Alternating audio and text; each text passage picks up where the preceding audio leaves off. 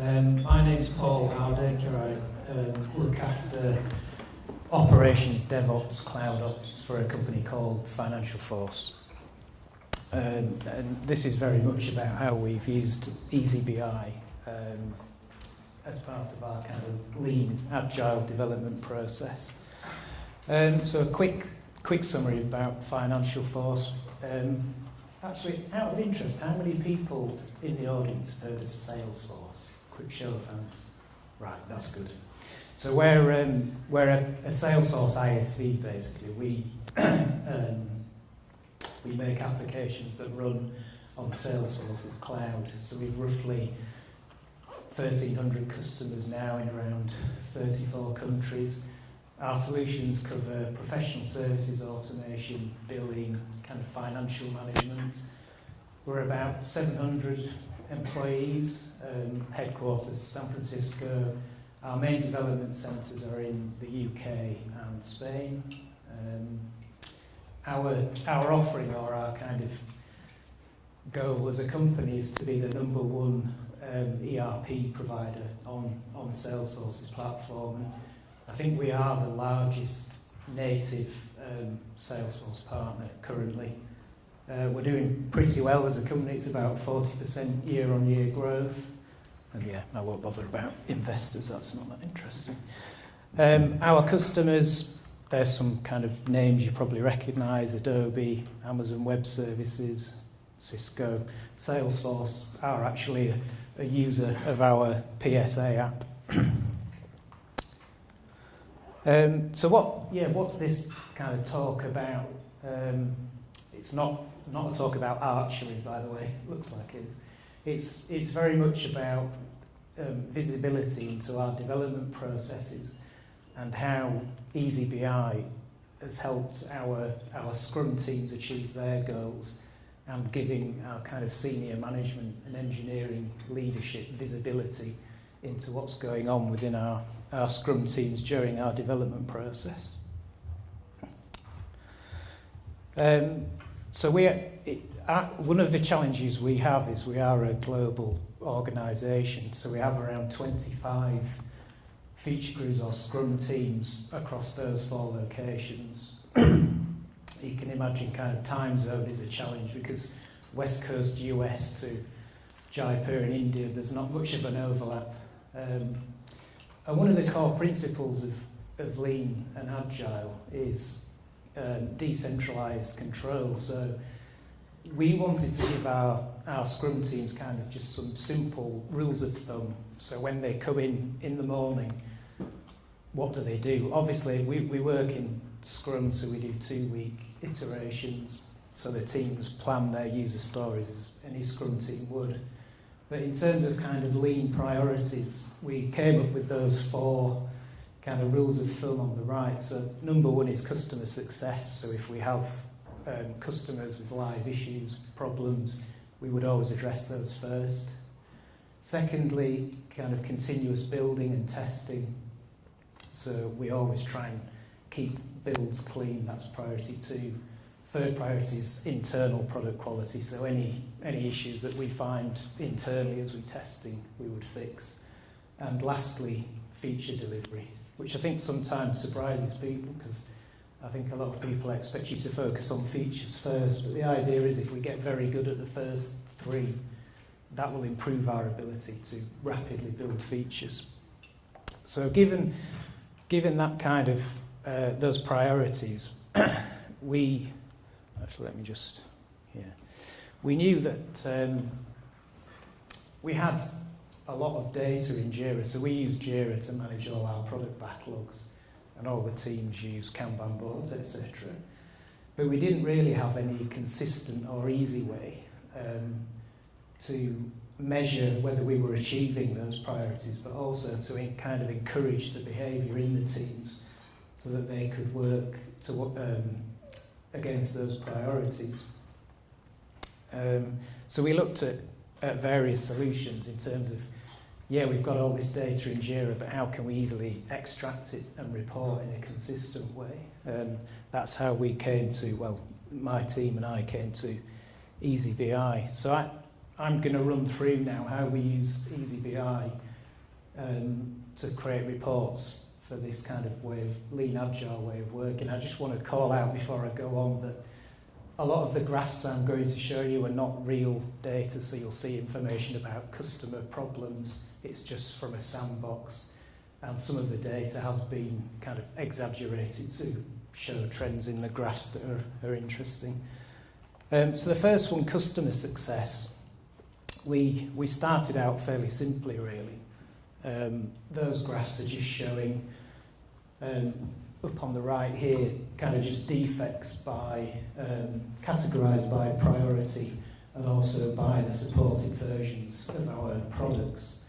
And the lower one is showing a couple of things. It's a kind of overall defect trend. So the blue line is just how many open, in this case, customer defects there are.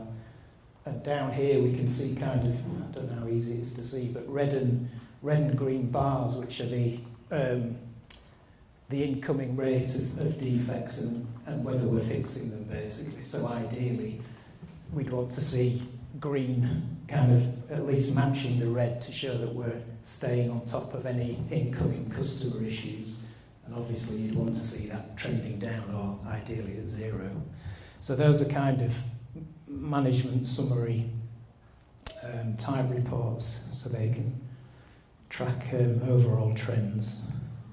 And then in terms of what's maybe more useful for teams themselves, we started off with some fairly simple graphs. This is a kind of a lower level view of that incoming and outgoing. So the red, again, those are defects being raised against a given product.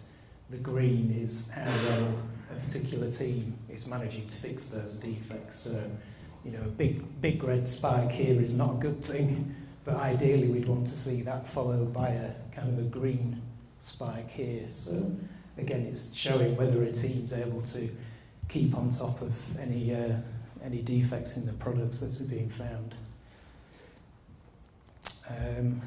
And then kind of moving on, I mean, these graphs have evolved very much over the last couple of years, really. So, as I say, we started out quite simply, but as we've got more mature in our development processes and learn more about lean and agile, we've kind of done some more sophisticated graphs, I guess. So this is about defect age. So here we can see the columns are kind of age buckets. So this is 5 days old, kind of 6 to 10 days old, etc. You know, over 100 days old. And we can see our defects categorised by priority. So this is kind of two low priority defects, 8 medium that are in the 50 to 100 days old age bucket. So what the behaviour that graph is trying to encourage, I mean, our goal is always zero defect backlog, which I'm sure is everyone's goal. But what we don't want to see is kind of defects being raised and then just getting older and older and they never get addressed. So that's an example of a graph we wouldn't really want to see. We'd rather see defects in the lower age bucket and they get fixed. They either get reviewed and prioritised and fixed quickly, or they get closed because they're not a defect, or maybe they're a feature enhancement instead. So that's defect age. And then kind of this graph goes together with the defect age, really. It's called, have people come across cumulative flow diagrams? Anyone? A few people, one or two. So it's a cumulative flow, again, it's a kind of standard lean kind of report that you can create. It gives, these are quite rich graphs actually, it gives insight into quite a lot of things. So if you've got a workflow defined in Jira where a defect goes through various states, obviously it gets opened, maybe you have product managers that review the priority of those defects, then obviously teams that fix them, they code the fix, then maybe they test it, and then it gets closed. These coloured bars are showing the the kind of trend throughout that process. So here the light blue is defects waiting to be reviewed, red is it's been reviewed and prioritised and it's waiting to be fixed by a team. The thin blue line is the team actually coding the fix, etc. And the green is defects that have been fixed. And on any given day, it's the cumulative number of defects in that status. So if you think of lean and agile, some of the principles are kind of queue size and cycle time. So you always try and keep queues small, and ideally you want quite a rapid cycle time. So with this graph we can see how long on average a defect issue in Jira is taking to move through a part of the process. So I don't know if it's visible, but if we hover over there we can see on Valentine's Day for some reason, February the 14th, how many defects are in each status, each part of the workflow. So the vertical slice through here is the queue size, and then a horizontal slice along here is the cycle time. So that's how long, on average, is a defect taking to get through that part of the process. Hold on, I need to log back in. There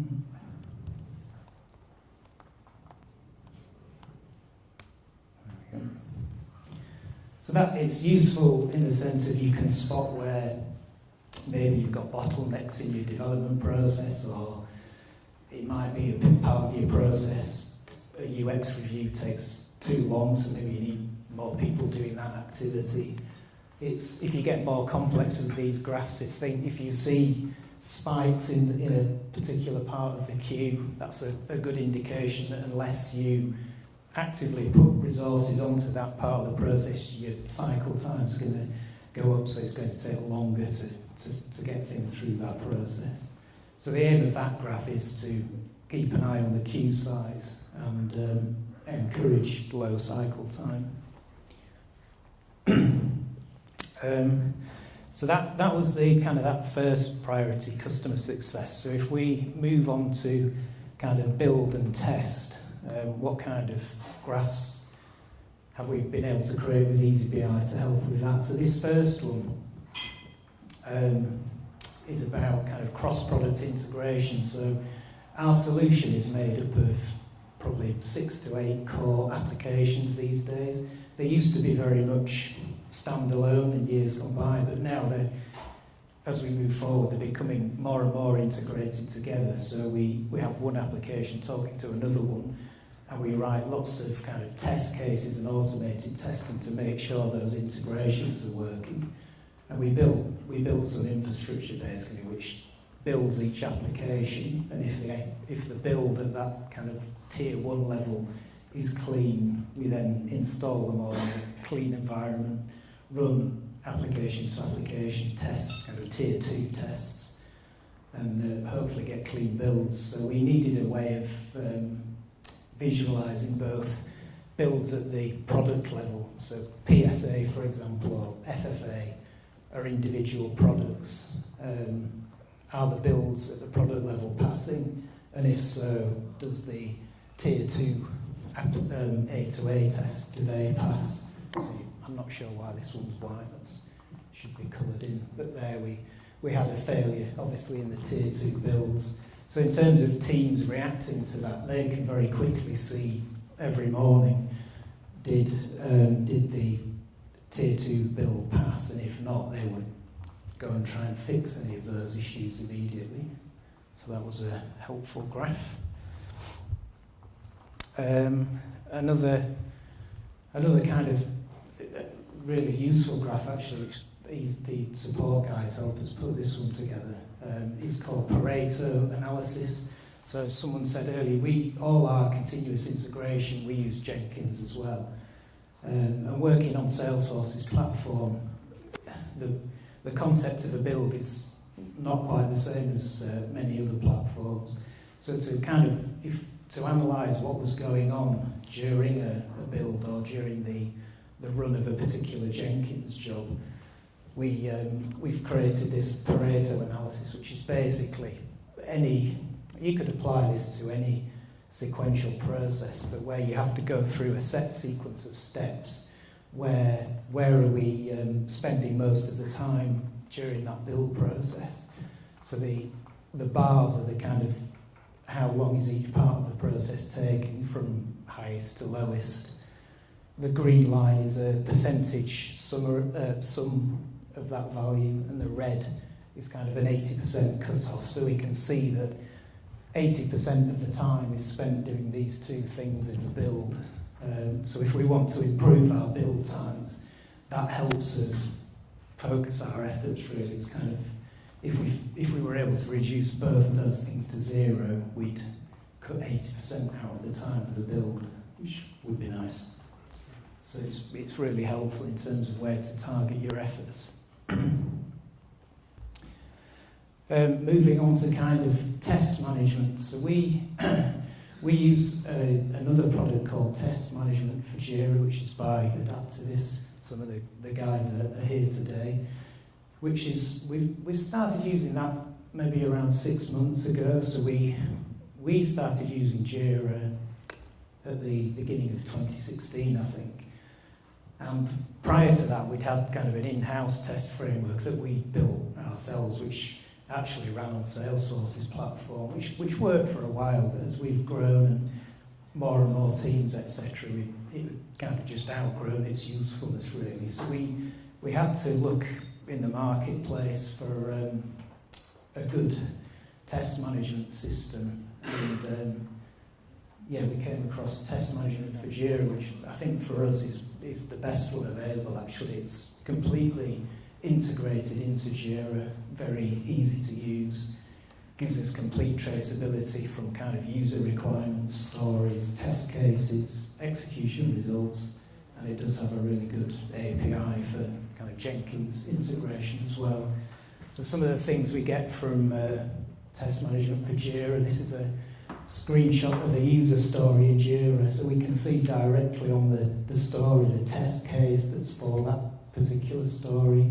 We can see the latest execution results, and all of that's, as I say, visible directly in Jira very easily. And then, in terms of reporting that's available, it's Test Management for Jira provides some great out-of-the-box reports, but eazyBI have integrated with TM4J, so we can also get some quite nice graphs out of eazyBI.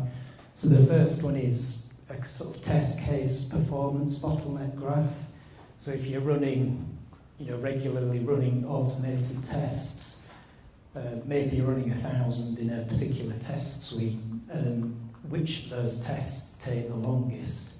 So that's again just kind of a summary of how long a particular test case is taking. So with that, we could analyse a large test suite and remove the ones that are taking particularly a long time and maybe run those overnight or something like that instead. The bottom one is a kind of a test case results over time, so we can see day by day what kind of pass rate or failure rate are we getting, which is really useful. Another type of thing we do as part of being a Salesforce ISV is to list our applications on their App Exchange. We have to go through quite a strenuous security review process. So Salesforce, in-house on their side, they use a product called Checkmarks, which is a fairly industry standard static analysis tool, but particularly about security vulnerabilities. So to kind of get ahead of the game, we deployed Checkmarks in-house so we can run those security scans very regularly. And again, it was great. We were running the scans, but how do we get visibility into what's going on? So we were able to, we run the scans via Jenkins, but we were able to use eazyBI's REST data source to pull the data out of Checkmarks into an eazyBI queue. And then we could, again, with help, we were able to create this kind of graph. So the black lines are Jenkins jobs which are running the security scans. And then we can see kind of red, yellow, blue, high, medium and low security issues. So obviously you try and keep high priority things to 0, so that'd be an indication. We ran a scan and found some critical security issues and they got fixed very quickly. And then ideally you'd have 0 in all categories all the time, but that graph gives us visibility to what's going on, which was very useful. So I think I've covered customer success, build and test. For that third priority about internal quality, really, the graphs that we use for customer defects, we apply the same set of graphs for internal defects. So I won't go over those. So in terms of the last kind of lead priority, which is feature delivery, how have we used eazyBI to give visibility into that? Some of the similar kinds of concepts. So we, as I'm sure many people do, we have epics which are broken down into stories, for example, and we have, as I said earlier, a number of products now, and some of those products have got multiple teams working on them. So this top level graph is a view of what's going on at epic level. So in a given product, how many epics are on the backlog, how many are in progress, how many have been accepted by a product manager, for example. So that's a good high level summary. The bottom one is again a cumulative flow diagram, but this time for user stories. So it's the same principle. We've got a story workflow in Jira, so the teams will transition that story through various statuses as they work on it, and the CFD again gives us visibility into that.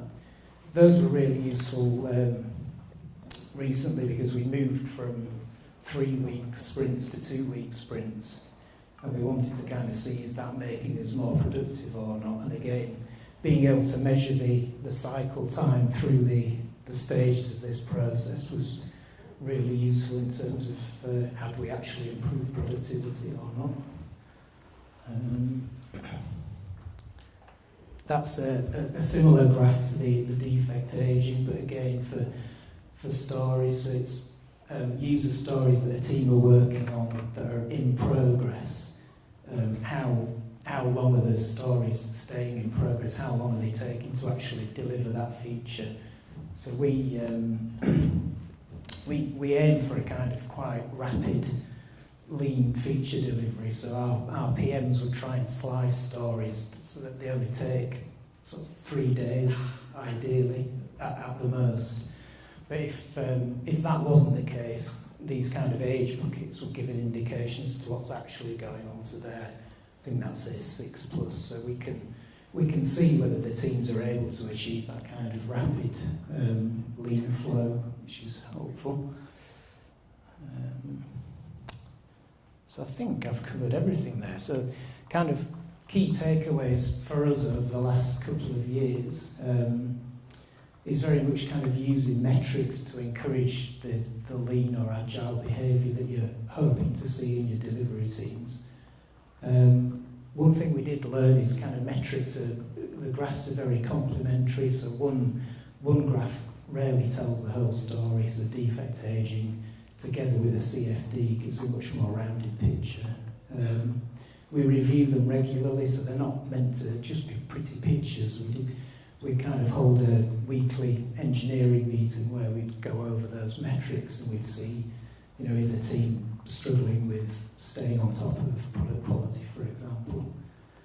And the aim, of course, is to help us hit our targets. We want to deliver high-quality software, regular feature delivery on time. And the last thing is, as the lady earlier said, ask for help when you need it. So the eazyBI guys are really, really helpful. Some of those graphs we managed to create ourselves, but the more complex ones, certainly a couple of the support staff have been really helpful helping us to create those. That's it, I think. Any questions?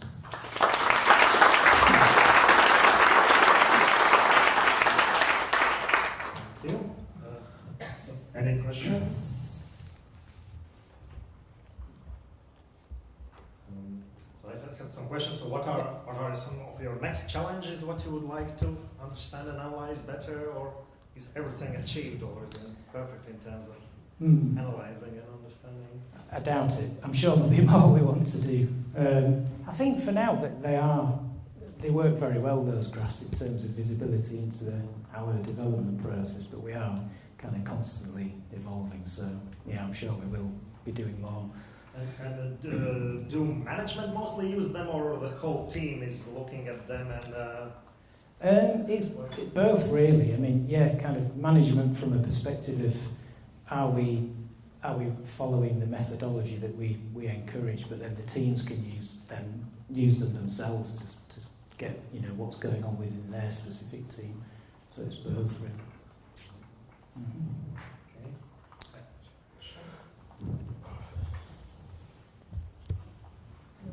So you said you will. How are you feeding the deployment status to eazyBI? Whether you are updating the status of Jira or Which did you say deployment? no? There was a slide where you showed us the in tier 1 deployment is complete. And tier 2 it is about to happen, right? So how are you feeding that information to eazyBI? Whether the deployment is complete or not? Via a database, really. So with Jenkins, we would extract all that information into a SQL database and then use eazyBI's SQL data source. So we don't put all that information into Jira itself. Most of those graphs, Jira is the data source, but for some of them, it's just a separate database. Okay. Can I answer? Yeah. Thank you. I had a question about this feature delivery. In our case, features are neither epics nor stories. Mm-hmm. It's kind of, it may combine something from this and something from that. Do you have the same challenge? Yeah, in some ways. I mean, we also use Atlassian's portfolio products. So with that, you can define your own issue hierarchy. So out of the box, Jira's epics and stories, but I think we've got 4 levels now: initiatives, phases, epics and stories. So yeah, I think high-level initiatives might be combined user stories from separate projects in Jira. But again, using the right filters in the eazyBI reports, you can kind of slice and dice however you like. So that's how we solve that problem. Okay, one more question.